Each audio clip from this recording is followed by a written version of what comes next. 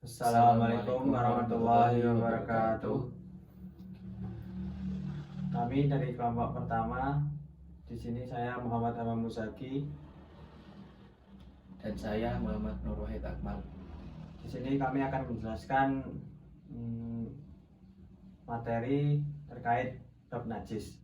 Langsung saja kita mulai. A'udzu billahi minasyaitonir rajim. Bismillahirrahmanirrahim. Wa yas'alunaka 'anil mahid. Qul huwa adha fa'tazilun nisaa fil mahid wa la taqrabuhunna hatta yatahurn. Fa idza tatahharna fa'tuhunna min haitsu amarakumullah. Innallaha yuhibbut tawwabina wa yuhibbul mutatahhirin. Yang artinya, mereka bertanya kepadamu Nabi Muhammad tentang haid. Katakanlah itu adalah suatu kotoran, maka jauhilah para istri dari melakukan hubungan intim pada waktu haid dan jangan kamu dekati mereka untuk melakukan hubungan intim hingga mereka suci habis masa haid. Apabila mereka benar-benar suci setelah mandi wajib, campurilah mereka sesuai dengan ketentuan yang diperintahkan Allah kepadamu.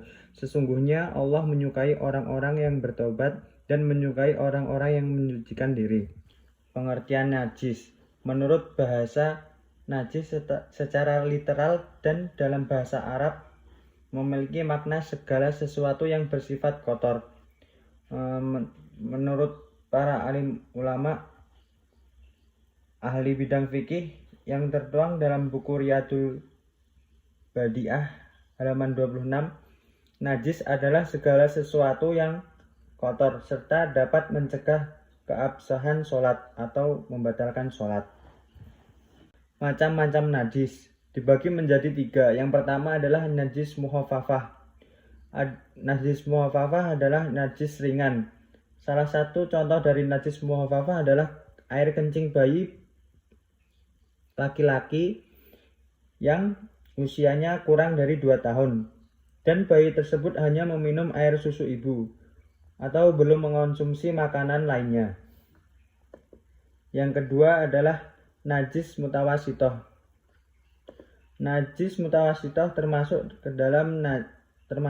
dalam kategori najis sedang. Contoh dari najis mutawasitoh ialah segala sesuatu yang keluar dari dubur dan kubul manusia atau binatang, terkecuali air mani.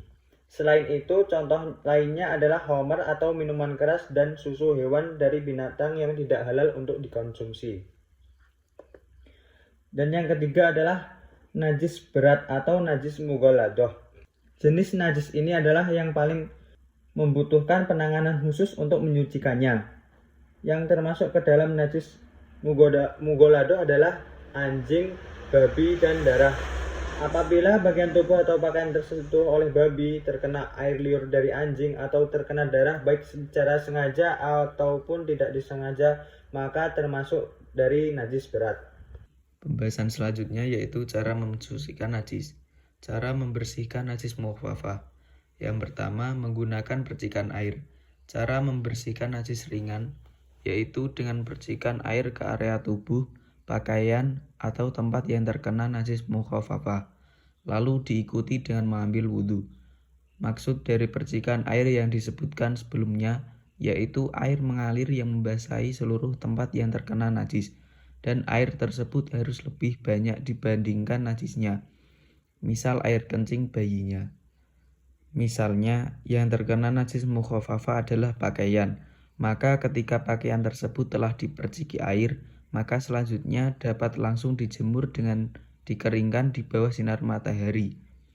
Yang kedua yaitu mandi dan berwudu. Apabila yang terkena najis mukhafafah adalah anggota tubuh, maka jika yang terkena sedikit bisa disucikan dengan berwudu.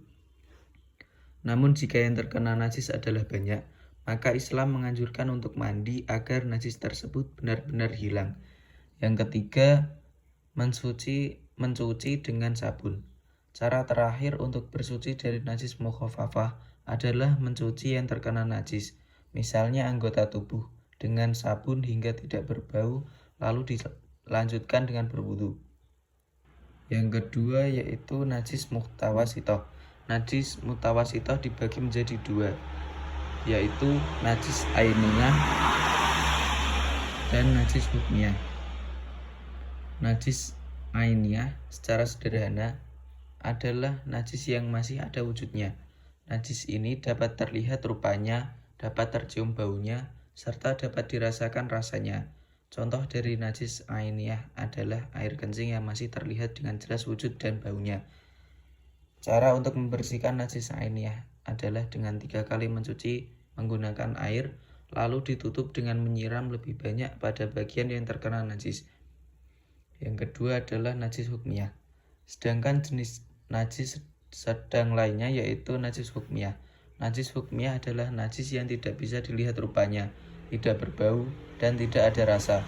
Contoh najis hukmiyah adalah air kencing bayi yang telah mengering sehingga telah meninggalkan bekas apapun, baik dari segi rupa yang tidak terlihat oleh mata dan tidak berbau. Contoh lain dari najis ini adalah air khamr yang telah mengering. Cara membersihkan najis hukmiyah yaitu cukup dengan menggunakan air mengalir dengan volume yang lebih besar daripada najis tersebut. Yang ketiga yaitu najis mukhalladah. Cara untuk membersihkan najis ini cukup rumit. Cara yang dapat dilakukan untuk bersuci yaitu dengan membasuh bagian yang terkena najis sebanyak 7 kali. Salah satu dari ketujuh basuhan tersebut dengan menggunakan air yang tercampur dengan debu atau tanah, lalu disusul dengan membasuhnya menggunakan air. Namun, sebelum dibersihkan menggunakan air, najis mukhalladah yang mengenai tubuh atau pakaian harus benar-benar hilang wujudnya terlebih dahulu. Sekian pembahasan dari kami, kurang lebihnya kami meminta maaf. Wassalamualaikum warahmatullahi wabarakatuh.